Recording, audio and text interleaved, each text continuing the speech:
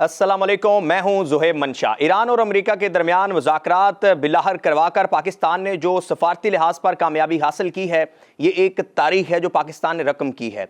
शायद पाकिस्तान ने जो मुकाम हासिल किया है, अरबों रुपए खर्च करने के बाद भी कोई मुल्क वो मुआशी लिहाज से जितना भी स्ट्रॉन्ग हो ये मुकाम हासिल नहीं कर सकता। हमने देखा कि लास्ट जून से लेकर इस जून तक जब हम देखते हैं तो पाकिस्तान की हुकूमत, पाकिस्तान के वज़ीर आज़म और पाकिस्तान के फील्ड मार्शल ने जिस तरह से ये काविशें की अमन के लिए, क्योंकि पाकिस्तान के अलावा दुनिया में बहुत बड़े बड़े मुल्क मौजूद थे, बहुत बड़ी बड़ी ताकतें मौजूद थी, बड़े एस्टैब्लिश मुल्क मौजूद थे वो जो ये इनिशिएटिव ले सकते थे, लेकिन ईरान और अमेरिका के दरमियान मुज़ाकरात का किसी ने इनिशिएटिव नहीं लिया। जब पाकिस्तान ने ये इनिशिएटिव लिया तो उस वक्त बहुत मुश्किल था, बहुत चैलेंजेस थे, क्योंकि तकरीबन हाफ सदी पर मुहित मुखालफत, दुश्मनी ईरान और अमेरिका के दरमियान, और दोनों की तरफ से जब टेम्परेचर इतना हाई हो कि दोनों एक दूसरे के ऊपर हमले कर रहे हैं, अटैक्स कर रहे हैं, अमेरिकी सदर बयान दे रहे हैं कि हम ईरान को नहीं छोड़ेंगे, ईरान भी जो है वो जवाब दे रहा है, तो ऐसी सूरत हाल में पाकिस्तान ने जब ये इनिशिएटिव लिया तो बहुत मुश्किल था। हमने देखा कि उसके बाद फिर एक ऐसा मरहला आया जब पाकिस्तान में इस्लामाबाद में पीस टॉक्स हुई, और पीस टॉक्स के बाद फिर हमने देखा कि पाकिस्तान के लिए भी एक मुश्किल वक्त का, क्योंकि वॉर की वजह से पूरा हित्ता मुतासर हुआ। पाकिस्तान में फ्यूल प्राइस इंक्रीज हुई, जब फ्यूल प्राइस इंक्रीज हुई तो हुकूमत के ऊपर भी बहुत ज़्यादा तनकीद की गई। उस वक्त प्राइम मिनिस्टर ने कहा, बयान दिया था कि जब मामलात रूटीन पर आएंगे तो ये प्राइस कम होगी। उस वक्त हमारे लिए भी बड़ा मुश्किल था एज ए जर्नलिस्ट ये अंडरस्टैंड करना, समझना, क्योंकि पाकिस्तान में जब किसी चीज़ की प्राइस बढ़ जाती है तो वो कम नहीं होती। फिर हमने देखा कि फ्यूल प्राइस में हाल ही में 73 रुपीज़ कमी हुई, जो कि एक बड़ा इनिशिएटिव था, गवर्नमेंट का बड़ा क्रेडिट जाता है। लेकिन इसके साथ साथ फील्ड मार्शल साहब ने जिस तरीके से जो है वो लास्ट 3 मंथ काम किया, ये हमें शायद मालूम ना होता अगर अमरीकी नायब सदर जो है वो बयान ना देते। अमरीकी सदर डोनाल्ड ट्रंप तो कई मरतबा कह चुके हैं शुक्रिया फील्ड मार्शल, शुक्रिया Pakistan, field marshal is a great man. लेकिन जेडी वैंस ने जब ये कहा कि मैं लास्ट 3 मंथ से अपनी बेगम से बात कर रहा हूं या पाकिस्तानी फील्ड मार्शल से बात कर रहा हूं, तो ये एक अमरीकी नायब सदर की तरफ से बयान, ये कोई ना ही मजाक हो सकता है, बल्कि ये इस बात की गवाही दे रहा है कि पाकिस्तान के फील्ड मार्शल ने और पाकिस्तान की हुकूमत ने, पाकिस्तान के वजीर आज़म ने ना सिर्फ ईरान और अमरीका को बचाया बल्कि पूरी दुनिया को बचाया। और जहां पर बात की जाती है कि करोड़ों इंसानों की जानों को बचाया, खुदा ना खास्ता अगर ये जंग बढ़ती, अगर ये जंग ना रुकती, अगर ये जंग ना थमती तो इसके नुकसान का कोई अजाला नहीं लगा सकता। सिर्फ 3 माह में दुनिया को, दुनिया की इकोनॉमीज को हिला कर रख दिया। इसके अलावा एक बड़ा इशू है, इस पर भी हम बात करेंगे। हमारे साथ मौजूद हैं जनाब इख्तियार वली खान साहब, जो कि कोऑर्डिनेटर हैं प्राइम मिनिस्टर ऑफ पाकिस्तान के। इख्तियार भाई, बहुत शुक्रिया, thank you very much. Pakistan की काविशें अमन के लिए जो हैं वो रंग ले आई हैं। जब हम देख रहे थे कि ईरानी सदर पाकिस्तान में आए हुए थे तो उनकी तरफ से, उनकी बॉडी लैंग्वेज से जो है वो अंदाज़ा लगाया जा सकता है कि वो पाकिस्तान के किस हद तक शुक्रगुजार थे, कि वो शायद अल्फाज में वो बयान कर ना पा रहे हों, लेकिन उन्होंने कोशिश की कि इकबाल के जो है वो शेर से उन्होंने आगाज़ किया कि पाकिस्तान और ईरान के दरमियान जो है वो किस तरह के रिलेशंस हैं। एक बड़ा इशू, एक बड़ा चैलेंज ये था कि जब पाकिस्तान ने ये इनिशिएटिव लिया था तो हुकूमत के लिए भी बड़ा मुश्किल था, क्योंकि वॉर की वजह से बड़ी तनकीद हो रही थी, क्रिटिसाइज़ हो रहा था, फ्यूल प्राइस ऐसे ऊपर आसमानों के ऊपर थी और हर कोई ये कह रहा था कि 400 रुपये से तजावज़ कर चुकी है। तो आप क्या समझते हैं कि पाकिस्तान ने ये जो किरदार अदा किया, इसको लेकर इकोनॉमिकली, ये तो चले सफारती लिहाज पर हमने एक मार्का सर अंजाम दे दी है, लेकिन आवाम को इसका क्या रिलीफ मिल सकेगा? क्या कोई बाहर से सरमायाकारी आएगी? रिलेशंस हमारे बड़े अच्छे हो गए अमेरिका के साथ, सबके साथ, लेकिन इकनॉमिकली, मुआशी लिहाज से ये कैसे बदलेगा? बहुत शुक्रिया ज़ुहैब मंशा एंड खुश आमदीद। आपके सवाल में 2 सवाल हैं। मैं पहले आपको बता दूं कि जो ईरानी प्रेसिडेंट आए थे मसूद पज़ेश्कियान साहब, हम उनके मशकूर हैं और तहे दिल से उनका शुक्रिया भी अदा करते हैं कि वो हमारे मुल्क आए हैं। और वो शुक्रिया अदा करने आए थे पाकिस्तान का, हमारे वज़ीर आज़म का, हमारे जो फील्ड मार्शल हैं उनका, मोहसिन नकवी साहब का ज़िक्र मैं ज़रूर करूँगा, और हमारे जो डिप्टी प्राइम मिनिस्टर हैं इसहाक डार साहब। और फिर इनके पीछे एक टीम वर्क है, and this is how you can achieve a dream work. ये हमारी टीम वर्क ने साबित किया। तो वो शुक्रिया अदा करने के लिए आए थे पाकिस्तान का, पाकिस्तानी अवाम का। और उनकी जो बॉडी लैंग्वेज थी وہ میں نے ایک جملہ کہا تھا, لوگوں نے اس کو بڑا پسند کیا, میں وہ ریپیٹ کر دیتا ہوں کہ ان کا بس نہیں چل رہا تھا کہ وہ اردو میں بات کریں اور مکمل. میں تو یہی کہتا ہوں کہ پاکستان جو آج سے چند سال پہلے, 4 سال پہلے آپ دیکھ لیں, ہم ڈپلومیٹیکلی آئسولیشن میں چلے گئے تھے. There was an isolation diplomatically. کسی ایک ملک کا نام آپ مجھے نہیں بتا سکتے جن کے ساتھ ہمارے اچھے مراسم ہو. کسی ملک کا آپ نہیں لے سکتے نام. امریکہ, سعودیہ, یو نیم, ٹرکی, کوئی نہیں ملک تھا آپ کے ساتھ. لیکن اس کا ٹھیک ہے, آج آپ کی پوزیشن کچھ اور ہے. آج ایسے لگتا ہے کہ آپ وکٹری سٹینڈ پر کھڑے ہیں اور پوری دنیا جو ہے وہ آپ کے گرد دائرہ بنا کے کھڑی ہے, تالی بجا رہی ہے اور اردو بول رہی ہے. میں دنیا کو اردو بولتے ہوئے دیکھ رہا ہوں. آج نہیں تو کل بولیں گے, سال بعد سیکھ لیں گے. آپ کو گورے اور چائنیز اور عربی سارے اردو بولتے ہوئے نظر آئیں گے. This is how and this is what we have achieved through our diplomacy. یہ ہماری سفارتکاری کی جیت ہے. اب دوسری بات جو آپ نے کی, مجھے اپنی قوم سے بھی تھوڑا سا گلہ ہے, اور یہاں پر اگر میں نہ کہوں, میں ذکر نہ کروں, برادر جو ہمارے پیٹرولیم کے منسٹر ہیں علی پرویز ملک صاحب, بڑے مشکل وقت میں بڑے مشکل اور ان پاپولر قسم کے انہوں نے ریٹس اناؤنس کیے تھے. مجھے پتا تھا, ہمیں ان کو بھی یقین تھا کہ ایک وقت آئے گا کہ ہم اس کو واپس لے آئیں گے. لیکن ابھی اس وقت فی الحال کچھ زیادہ اچھی باتیں ہمارے پاس کرنے کو, قوم کو بتانے کو نہیں ہیں. آلریڈی آپ یقین کریں کہ ہم نے اس بجٹ کے لیے بہت تیاری کی تھی. ہم نے اس کے لیے بڑے پیسے اکٹھے کیے تھے, جوڑے تھے کہ پبلک کو ریلیف دیں گے, بجلی میں, گیس میں, پیٹرول میں سبسڈیز دیں گے, ٹیکسز میں ریلیف دیں گے. لیکن یہ جو یو ایس ایران کی لڑائی تھی, اس نے کایا ہی پلٹ دی. عملیہ میٹ ہو گیا. اب وہ چیز جو ہم دیکھ رہے تھے کہ وقت آئے گا, بیکاز ہم نے جو پیچھے ایک پریکٹس کر رکھی تھی, ایک ہوم ورک کیا ہوا تھا, جو پہلے یہاں پر پیس ٹاکس ہوئی تھی اسلام آباد میں نے اس وقت کہہ دیا تھا, اگر آپ کو یاد ہو, کہ اسلام آباد ٹاکس, پاکستان راکس, اور پاکستان راک کر گیا ہے الحمدللہ. تو آج وہ دن آ گیا کہ پی ایم صاحب نے بڑی خوشی کے ساتھ اور بڑے فخریہ انداز میں, ابھی بھی یہ this is not the end, Pakistani عوام کو, وہ یوٹیوبرز, وہ اینکر پرسن, وہ صحافی, وہ انڈیویجولز جو ہم پر تنقید کرتے تھے, جن کو سب کو پتہ تھا کہ یہ پرائس ہائیک جو ہے this is just only because of the war, اور وہاں سے جہاں سے پیٹرول نکلتا ہے ادھر آگ لگی ہوئی ہے, جنگ ہے, مجبوری ہے. انہوں نے ہم پہ تنقید کی اور وہ بلا جواز تنقید تھی, اس لیے ہم نے اس کی پرواہ نہیں کی.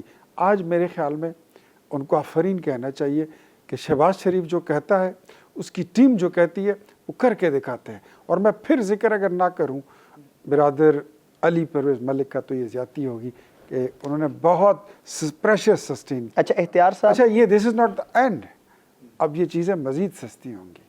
پیٹرول بھی سستا ہوگا, پیٹرولیم لیوی کیا کم ہوگی, پیٹرول مزید سستا ہوگا. وہ لیوی بھی کم ہو گئی ہے, اس میں تو بہت بڑی کٹوتی آ گئی. اب اس کے بعد اور آئے گی یہ چیزیں. اور ہمارا جو گول ہے, دعا کریں پاکستانی قوم سے, میری گزارش ہے کہ دعا کریں. ہمارا نیکسٹ گول جو ہے, تو انشاءاللہ ہم آئی ایم ایف کے چنگل سے اس ملک کو نکالیں گے. ہم نے 2016 میں بھی نکالا تھا, جب اگست 2016 میں نواز شریف واز وزیر اعظم, he was the prime minister of Pakistan. انہوں نے آئی ایم ایف کو گڈ بائی کہہ دیا تھا اگست 2016 میں. لیکن ہمیں پھر ایک ایسے نعرے پر کہ چلے جی ایک موقع خان کو دیتے ہیں. اب مجھے بتائیے, یہ کوئی نعرہ تھا؟ ایسے حالات میں موقع دے دیا تو کیا ہوا؟ وہ پھر ہمیں ہاتھ سے اور پیروں سے پکڑ کر گردنوں میں رسی ڈال کے ہمیں لے گئے, اور آئی ایم ایف کے پاس وہ انہوں نے ڈیلے کرا دی کہ تو بڑا اچھا پیکج ملا ہے. وہ لیتے تھے تو پیکج ہوتا ہے, کوئی اور لیتا ہے تو قرضہ ہوتا ہے. تو الحمدللہ ہمارا نیکسٹ گول ہے کہ ہم آئی ایم ایف کے چنگل سے اس ملک کو نکالیں گے. بجلی کی پرائسز پہ سٹ لگانا یہ ہمارا نیکسٹ آگے ٹارگیٹ ہے. اچھا، خان صاحب کی آپ نے بات کی تو ابھی خان صاحب کی بات کرتے ہیں کہ ابھی تک بڑا ایک پولیٹیکل عدم استحکام ہے، سیاسی عدم استحکام.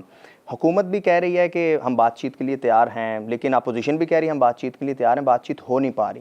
تو آپ کیا سمجھتے ہیں کہ عمران خان بانی پی ٹی آئی شہباز شریف کو بطور وزیر اعظم تسلیم کر لیں گے جو کہ مذاکرات کے لیے شرط ہے؟ دیکھیے، شہباز شریف جو ہے وہ پہلے بھی کچھ کم، وہ دنیا ان کی معترف نہیں تھی. اب شہباز شریف وہ شہباز شریف نہیں رہے جن کو عمران خان کی کوئی انڈوزمنٹ چاہیے ہو کہ وہ تسلیم کرے یا نہ کرے. وہ کرے نہ کرے، شہباز شریف کو دنیا تسلیم کر چکی ہے. Gone are the days. وہ وہاں سے بات بڑی، وہ بڑا اچھا چند صاحب نے کہا تھا، میرے بڑے عزیز دوست تھے، کہ گل ود گئی ہے ہمیں تو بہو ود گئی ہے.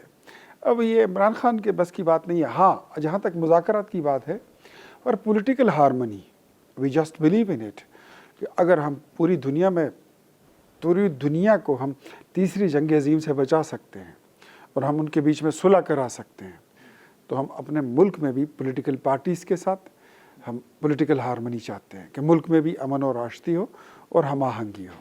سو دیٹس وائی پرائم منسٹر نے ان کو آفر کی، تیسری چوتھی بار کی. تو اگر وہ آئے and if they learn from the past how to behave like a political party and political leader, so they are welcome. تو جیسے آپ اختیار صاحب کہہ رہے ہیں کہ ہم دنیا کے اتنے ممالک کے درمیان جو ہیں وہ جنگ تک رکوا سکتے ہیں، اپنا کردار ادا کر سکتے ہیں، تو پولیٹیکل عدم استحکام کیوں نہیں کام کر سکتے؟ تو پی ٹی آئی والے تو کہہ رہے ہیں کہ ہماری ملاقات نہیں ہو پا رہی بانی پی ٹی آئی سے، تو اس میں کیا رکاوٹ ہے؟ ملاقات آپ کروا دیں، ان کی ملاقاتیں کروا دیں تو کیا ہے؟ کی ملاقاتوں میں 2024 کے الیکشن سے منشا پہلے کوئی پابندی تھی؟ نہیں. الیکشن کے بعد کوئی پابندی تھی؟ نو. کہاں سے پابندیاں لگی؟ مسئلے کہاں سے پیدا ہوئے؟ کہاں سے ہوئے؟ گھر کو آگ لگی ہے گھر کے چراغ سے. باجی مل کے آتی تھی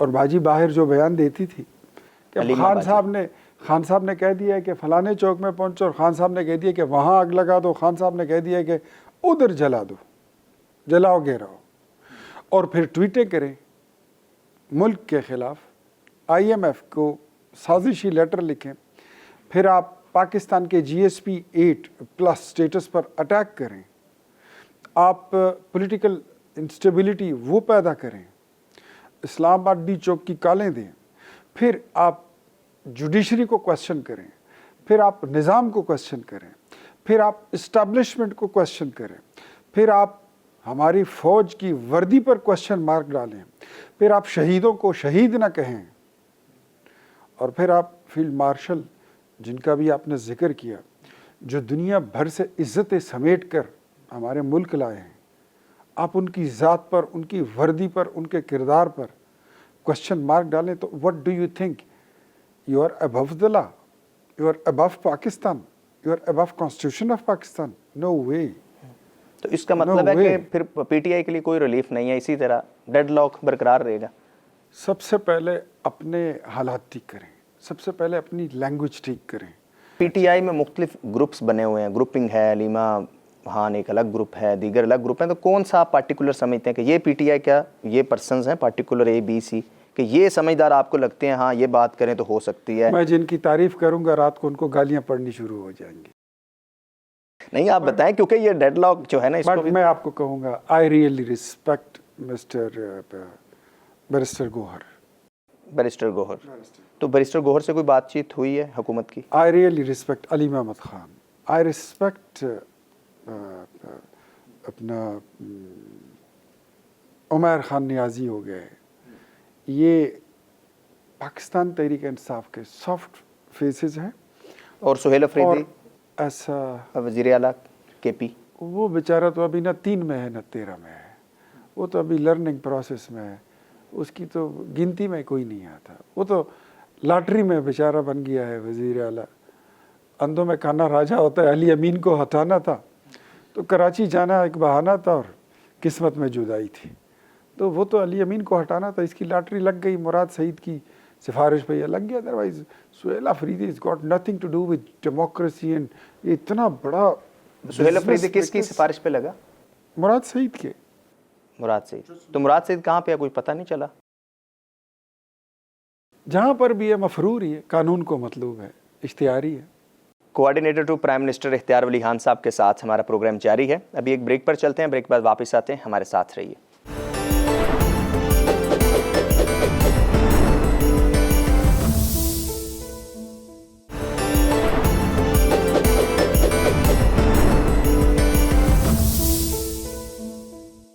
جی ویلکم بیک.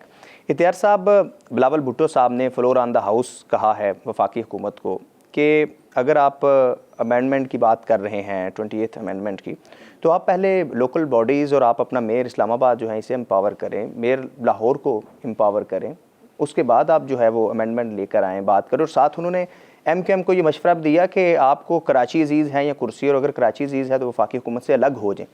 تو اس سے بظاہر ایسے لگ رہا ہے کہ کہیں گیپ ہے پی پی اور نون کے درمیان, اور بلاول صاحب بھی اگر یہ بات کر رہے ہیں تو کیا وزیر اعظم صاحب پوری مدت مکمل کریں گے, پی پی کے ساتھ ساری چیزیں گڈ ہیں یا کہیں کوئی گیپ ہے؟ میرے خیال میں پرائم منسٹر کے ٹینور پورا کرنے میں تو کوئی ابہام نہیں ہے. میرا خیال نہیں, میرا یقین ہے, مجھے کوئی اس طرح ابہام مجھے اس میں نہیں لگتا. وزیر اعظم شہباز شریف اپنا ٹائم جو ہے وہ پورا کریں گے, اور صرف پورا نہیں کریں گے, جو انہوں نے سفر شروع کیا ہوا ہے اس کو ادھورے میں چھوڑا نہیں جا سکتا. اس کو ادھورا چھوڑیں گے تو دس مچ بلاول نوز, ایم کیو ایم نوز, ایون اسٹیبلشمنٹ جو بھی آپ کہیں, سب کو یہ بات معلوم ہے. ہماری بیوروکریسی بھی جانتی ہے, اور ہمارے پارٹیز بھی, پولیٹیکل پارٹیز بھی یہ بات سمجھتے ہیں کہ اس سفر کو آدھے راستے چھوڑ نہیں سکتے. چھوڑیں گے نقصان ملک کا ہوگا, ملک کا نقصان نہیں ہونے دیں گے. بلاول صاحب جو ہے, ہمارا اور ان کے بیچ میں جتنا گیپ ہے, جس کو آپ گیپ کہتے ہیں, یہ اتنا ہی ہے جتنا آپ نے جی بی میں دیکھ لیا. لیکن بلاول صاحب کہہ رہے ہیں کہ ہم 90 دن میں جی بی میں بلدیاتی انتخابات کروائیں گے, تو کیا آپ بھی پنجاب میں کروائیں گے؟ پروپوزل یہ ہے کہ پورے ملک میں ایک ہی قسم کا بلدیاتی نظام نافذ ہو. اب پنجاب میں کوئی اور ماڈل ہوتا ہے, کراچی میں کوئی اور ماڈل ہوتا ہے, خیبر پختونخوا میں 3 الیکشن ہوئے ہیں, تینوں کے ماڈل کچھ اور ہیں. ایک جگہ رک نہیں رہا, فیلئر ہے. سو میں ابھی آیا ہوں, چائنا کے 2 دورے میں نے کیے. میں جنوری میں گیا تھا اور ابھی میں مئی میں گیا تھا. ان کا ایک سسٹم ہے, ان کا ایک نظام ہے. جو بات آپ کو یونین کونسل کا چیئرمین بتائے گا یا کونسلر بتائے گا یا ناظم کہہ لیں وٹ ایور, وہی بات آپ کو سٹی میئر بتائے گا کہ پالیسی یہ ہے. وہی پالیسی آپ کو ڈویژنل گورنمنٹ یا پروونشل گورنمنٹ بھی بتائے گی. If you will sit with the Prime Minister of China, the President of China, وہی پالیسی آپ کو وہیں سے ملے گی. Top to bottom, bottom to top. اس کو کہتے ہیں یونیفارمٹی. اب ہم یہاں پر کراچی میں کوئی اور نظام ہو, کے پی میں کچھ اور نظام ہو, بلوچستان میں کچھ اور ہو, پنجاب میں کچھ اور ہو, جی بی میں کچھ اور ہو, تو یہ کیسے چلے گا؟ جیسے آپ کہہ رہے ہیں کہ اگر چائنا میں یونین کونسلر سے لے کے پرائم منسٹر تک ایک پالیسی ہے, یہاں پر تو ایک نہیں ہے. یہاں پر تو اتنی رکاوٹیں ہیں, ایف بی آر کی طرف سے رکاوٹیں ہیں. ہم نے اس طرف سفر شروع کر دیا ہے. ایک بار فیلڈ مارشل نے کہا تھا کہ ہم سافٹ اسٹیٹ سے اب ہمیں ایک ہارڈ اسٹیٹ بننا ہوگا. پھر پرائم منسٹر نے اس پہ مزید کہا کچھ عرصے بعد کہ اب ہم ہارڈ اسٹیٹ سے ہم نے ایک اسٹرانگر اسٹیٹ بننا ہے. تو یہ سارا سفر اسی طرف ہے. میرے خیال میں پولیٹیکل پارٹیز کو اس طرف آنا چاہیے کہ ہم یونیفارمٹی کی طرف جائیں, ہم پالیسیز کی کنسسٹنسی کی طرف جائیں. ہم یہ سمجھتے ہیں کہ یہ آپ کو پرفارمنس بیسڈ ووٹ جو ہے نا, ووٹر اگر پرفارمنس بیسڈ ہو تو پھر آپ کی یونیفارمٹی بھی رہے گی, پھر آپ کی کنسسٹنسی بھی رہے گی. لیکن محض پاپولسٹ نعرے, آ جاؤ سارے چوروں کو ٹانک دیں گے, یہ بھی چور وہ بھی چور, سارے چور, ایک میں ہی ملا, ایک میں ہی حاجیاں, تو 28 نیا پاکستان بناتے ہیں, نیا پختونخوا بناتے ہیں, غریب اور امیر کا ایک ہی وہ, یہ 50 لاکھ گھر. آج تک کوئی مائی کا لال, میں ہر ایک کو ٹی وی پہ جا کے کہتا ہوں, آپ نے دیکھا ہوگا کہ بھاڑ میں جائے وہ تمہارے گھر, اس کا کوئی نقشہ ہی دے دو, نقشہ بھی نہیں بنا سکے. کیا کہتے تھے حامد میر صاحب کے شو میں بیٹھ کر خان صاحب کہ جس دن میں وزیر اعظم بنوں گا میں بلڈوزر پھیر دوں گا ان گورنر ہاؤسز پر. پھرا کسی پر. 4.25 سال اس ملک پر حکومت کر کے گئے ہیں اور 15 سال انہوں نے کے پی پر حکومت کی ہے. گورنر ہاؤسز وہیں پر کھڑے ہیں اور کے پی والا تو وہیں پہ موجود ہے, آپ نے دیکھا ہے. 28th امینڈمنٹ آ رہی ہے تو کب تک آ رہی ہے تقریباً؟ ایک کب والی بات چھوڑ دیں, لیکن آ رہی ہے. تو پی پی کے تحفظات کچھ دور کریں گے, ابھی تک ہیں ان کے تحفظات؟ کافی دور ہو چکے ہیں, تھوڑے سے رہ گئے. تقریباً کتنا ٹائم لگے گا؟ 90% ختم ہو گئے. 90% ختم ہو چکے ہیں. اس کا مطلب ہے کہ ہم کچھ دنوں میں دیکھ سکتے ہیں ہوپ فلی انشاءاللہ کہ 28th امینڈمنٹ آ جائے گی. کیا ہوگا 28th امینڈمنٹ میں؟ یہ میں نہیں کہہ سکتا, بیکاز کنٹینٹس جب تک فائنل نہیں ہوتے تو ہم اس پہ کوئی گفتگو کر ہی نہیں سکتے ہیں. Let the draft decide, let the content, the points discuss and decide between all the political stack holders, تو پھر ہی کوئی چیز ہم شیئر کر سکیں گے. لیکن صوبوں کو بھی اسٹرینتھن کرنا ہے. 28 amendment is about to strengthen the units and federation.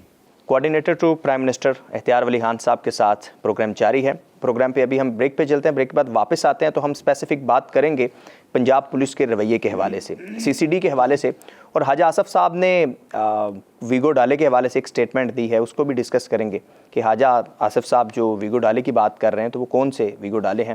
Break پہ چلتے ہیں, بریک کے بعد واپس آتے ہیں, ہمارے ساتھ رہیے.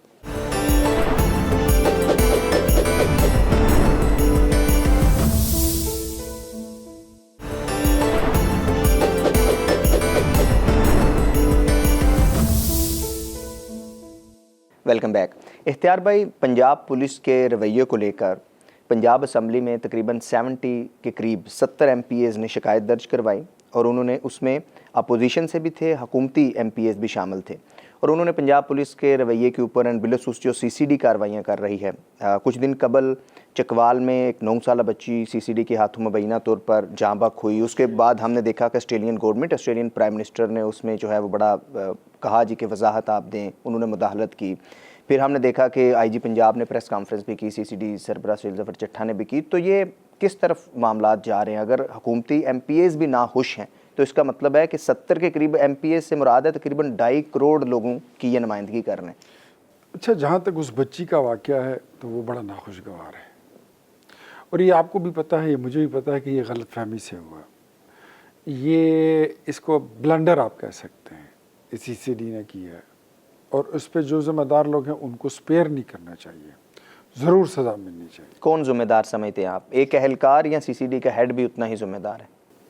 یہ تو انکوائری جب ہوتی ہے نا, تو انکوائری میں پھر پتہ چل جاتا ہے, فیکٹ فائنڈنگ کمیٹی میں بن جائے نا تو اس میں پھر سارا کچھ پتہ چل جاتا ہے کہ جو رسپانسبل ہے, جس کے آرڈرز ہیں اس میں, جو اس واقعے میں ملوث ہے, تو اس کو سپیئر نہیں کرنا, whatever and whoever he is, اس کو پھر سپیئر نہیں کرنا چاہیے. لیکن جہاں تک سی سی ڈی کی کارروائی ہے, اچھا میں یہ اپنے بھائی جو میرے 70 ایم پی ایس جو میرے کولیگز ہیں جن کا آپ نے ذکر کیا, اس کا مطلب یہ ہے کہ سی سی ڈی کام کر رہی ہے.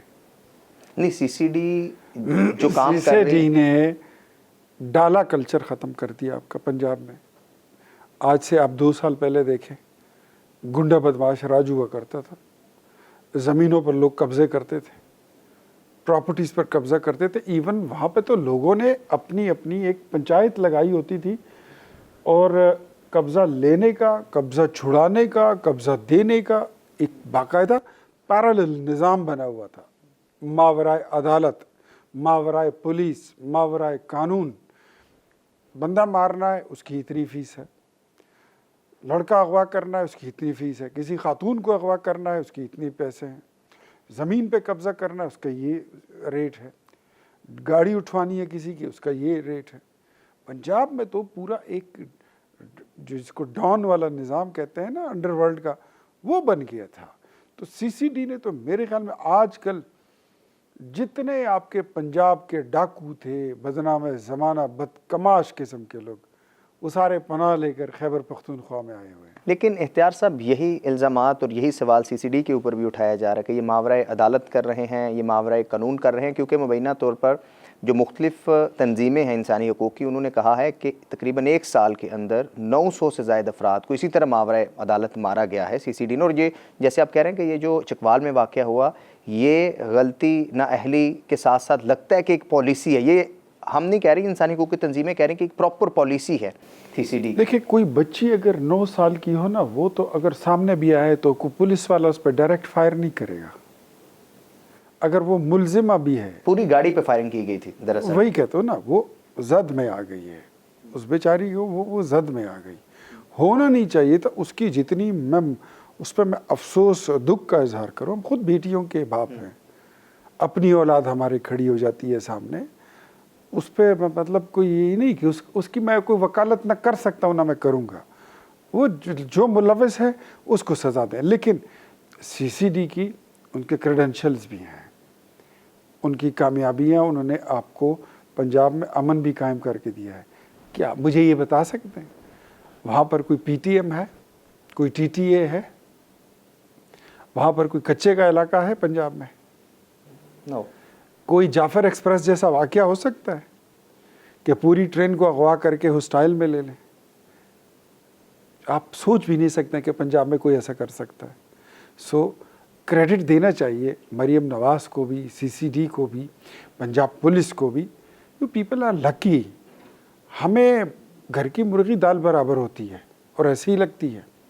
ہم سے پوچھیں، ہمارا وزیر اعلیٰ اپنے ضلع میں عصر کی نماز کے بعد نکل کے دکھائے، میرا چیلنج ہے۔ جو ہمارا وہ چھوٹا جی نکا جی وزیر اعلیٰ ہے، وہ نکل کے دکھائے عصر کے بعد، تیرا تک تو جا کے دکھائے۔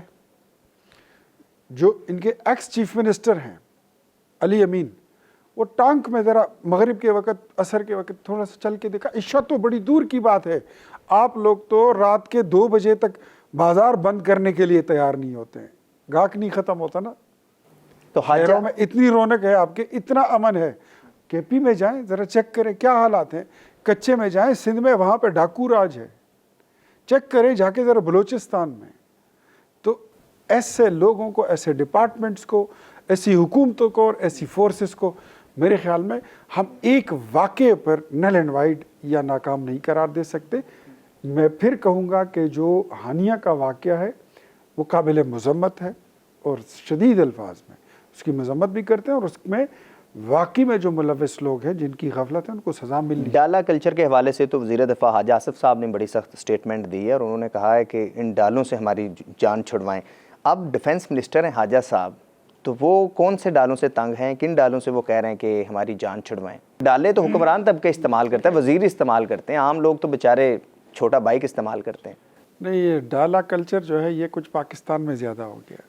جس کے پاس تھوڑے بہت پیسے آ جاتے ہیں تو سب سے پہلے وہ کالا ریوو ویگو، یہ راکو شاکو یہ لے لیتے ہیں، 2-4 اس میں بندوقوں والے بٹھا دیتے ہیں اور پھر چلاتے رہتے ہیں ایسے ہی خشماشی کے لیے، شو آف کے لیے۔ اس نے ہمارے کلچر کو بڑا پراگندہ کر دیا ہے، اس میں کوئی شک نہیں ہے۔ تو یہ جو ڈالے ہیں یہ تو ہم دیکھتے ہیں کہ D Cs, D P Os یہ استعمال کرتے ہیں نا، تو حکومت چونکہ آپ کوآرڈینیٹر ہیں پرائم منسٹر کے، پرائم منسٹر صاحب اگر کوئی ڈیسیجن لے لیں گے تو پھر تو یہ ڈالا کلچر، یعنی حاجہ آصف صاحب بھی کہہ رہے ہیں تو اس کا مطلب ہے کافی کہیں سیریس بات ہے۔ تو یہ ڈالے اگر D P Os and D Cs کے پاس اور اوپر جو بیوروکریسی ہے ان کے پاس نہیں ہوں گے، اور بالخصوص بیوروکریسی کے حوالے سے بھی حاجہ آصف صاحب نے گزشتہ کئی ماہ سے ان کی بڑی سٹیٹمنٹس آ رہی ہیں۔ ڈی سیوں کے بھی نخرے بڑھے گئے، یہ ڈالے میں بیٹھتے ہی نا لوگوں کے جو تو الیکٹرک گاڑیاں دے دینا جو ہے نا وہ بدل جاتے ہیں۔ میں خود اس کے بڑا اگینسٹ ہوں۔ جس کی دشمنی ہو، جس کو کوئی لائف تھریٹ ہو، تو میرے خیال میں انہی کو الاؤ کریں۔ اگر وہ اپنے ڈالا تو آف روڈ کے لیے ہوتا ہے احتیاط بھائی، وہ تو کچے راستے کے لیے۔ جی ایسا ہی ہے، تو اگر ایسی کوئی بات ہو تو آپ رکھ سکتے ہیں، ادروائز وہیکل ہے، ٹیکسز ہی لگا سکتی ہے حکومت، اور کیا کر سکتی ہے۔ تو حاجہ صاحب جو بیوروکریسی کے حوالے سے بیانات دے رہے ہیں تو اس کی کیا وجوہات ہے؟ کیا بیوروکریسی نہیں سن رہی حکومت کی؟ مجھے نہیں پتا کہ خواجہ صاحب کا جو ڈالے کے کلچر کے بارے میں بات ہے، وہ اشارہ جو ہے وہ بیوروکریسی کی طرف کر رہے ہیں، یا وہ لوگ جس ڈالے میں بندوقیں رکھ کر اور گن مین بٹھا کر شو آف کرتے ہیں اس کی طرف۔ تو خواجہ صاحب کے ساتھ اگلی ملاقات ہوگی تو ان سے پوچھوں گا. کچھ دن قبل سابق وفاقی وزیر فیصل واڈا صاحب نے ایک سٹیٹمنٹ دی کہ ایک صوبے کی وزیر اعلیٰ وزیر اعظم بننا چاہتی ہیں. تو کس صوبے کی طرف ان کا اشارہ تھا؟ کون ہے وزیر اعلیٰ وزیر اعظم؟ یہ آدھی باتیں کرنا، آدھی آیت ہے. یہ فیصل واڈا صاحب وہی ہے نا وہ جو ٹی وی پر بیٹھ کے بولتے تھے کہ عمران خان صاحب کی حکومت میں یہ وفاقی وزیر بھی تھے اور یہ ٹی وی پہ بیٹھ کے بولتے تھے ہاں کہ سمندر سے اتنا بڑا ذخیرہ نکل آیا ہے گیس پٹرول کہ پاکستان میں اب کوئی بے روزگار نہیں رہے گا. حامد میر صاحب نے ان سے پوچھا کہ آپ کیا بات کر رہے؟ کہتے ہیں اگر میں غلط بول رہا ہوں اور اگر ایسا نہیں ہوا میرا تکہ بوٹی کر دیں. اب ایسے بندے کی میں کیا کریڈیبلٹی بیان کروں؟ وہ اکثر یہ آدھی باتیں عمران خان بولتا تھا ایاک نعبد و ایاک نستعین، اور میں ہمیشہ ان کو کہتا ہوں ولدوالین تک پڑھیں. امر بالمعروف تک بولتے ہیں، نہیں انل منکر نہیں کہتے.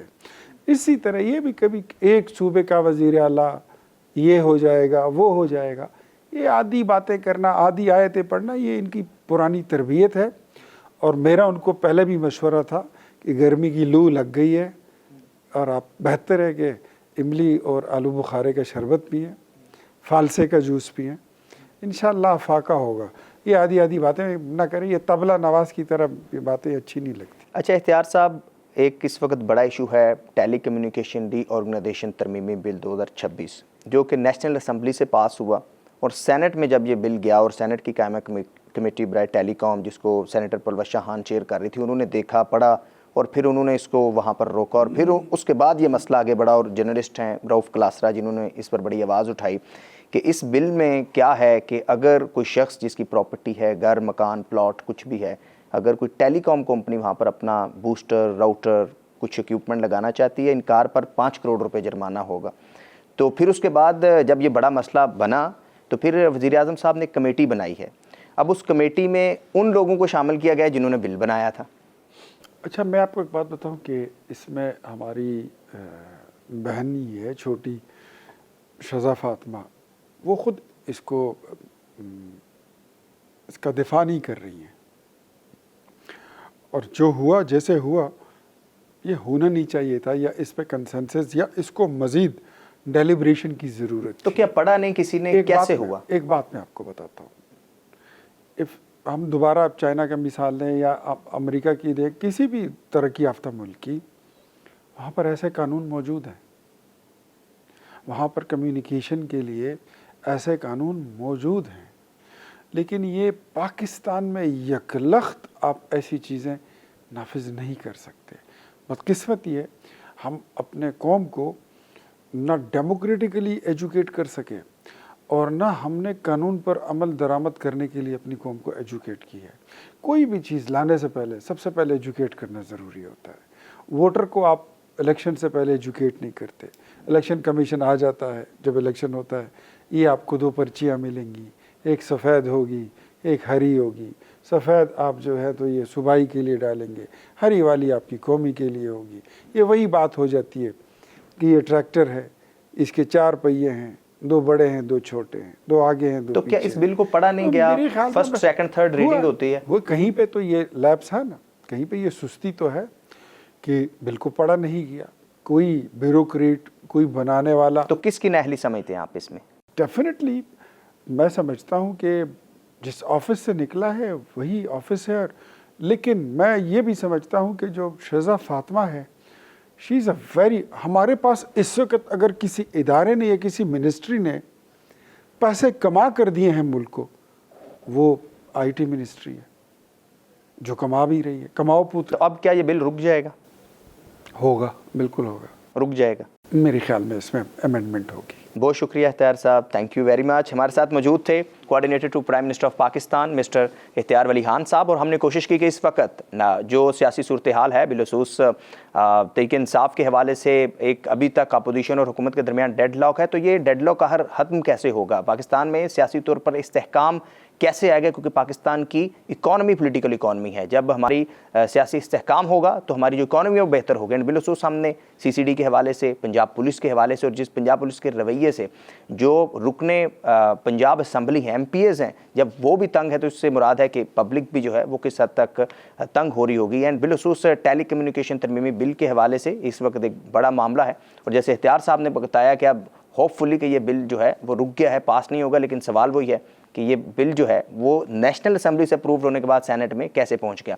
नेक्स्ट प्रोग्राम में नए मेहमान के साथ आपसे मुलाकात होगी। देखते रहिए bold weekend special with Zoheb मंशा। अल्लाह हाफिज़।